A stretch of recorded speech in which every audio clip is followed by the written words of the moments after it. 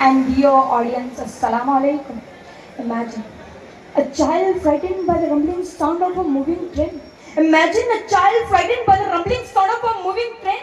His mother holds him close, gently whispering, "Don't cry, my love, we will be soon home." But suddenly the train screeches to hard, a different blows hits the ground, gunshots ring through the ear.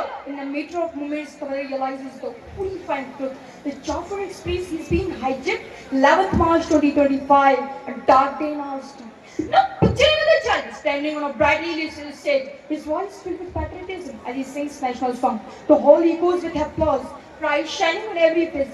But in the blink of an eye, that applause turned out by a terrifying sound of gunfires.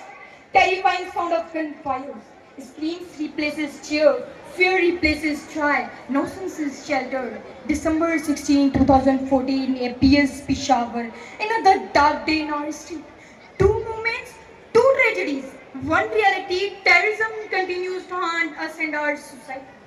Respected sir and dear audience, there are many incidents telling us that our city is full of terrorism, but very few voices are raised against it. Thus today I am here to raise my voice against terrorism, a land drenched in blood.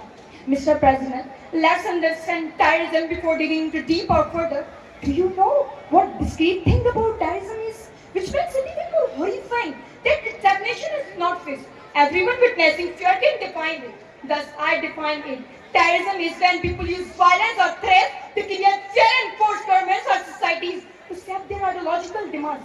Aim Oxford defined it as the unlawful use of violence and intimidation, especially against civilians.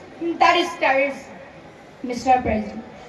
When violence is used to spread fear, that is terrorism. When blood is spilled to prove a belief, that is terrorism. When hatred replaces humanity, that is terrorism. When terror becomes a tool of influence, that is terrorism. When innocent lives are taken for so-called cause, that is terrorism. Mr. President, terrorism is that evil which brings long-lasting, horrifying and terrible effect for a society or a nation. Terrorism does not just take lives, it destroys nations. Terrorism does not just break walls, it shelters dreams. Terrorism does not just kill individuals, it kills tomorrow. Terrorism does not just kill individuals, it kills tomorrow. Mr. President, peace of land is being destroyed, yet terrorism survives. Efforts have been made, yes, terrorism survives. Lives have been taken, yet terrorism survives. Since long, Pakistan has been witnessing terrorist attacks. It still continues to take lives of our near and dear people. Tell me, how long will we let our land soaked in the blood of innocent? Tell me, how long will we watch terror unfold before our eyes? Tell me, how long will we silent while fear grips our streets? Enough is enough. Enough is enough, sir. Let it be the day we pledge to fight big, not with weapons, but with unity. Not with fear, but with resilience. Not with silence, but with actions. Let it be the day we reclaim our hand from the hands of terror.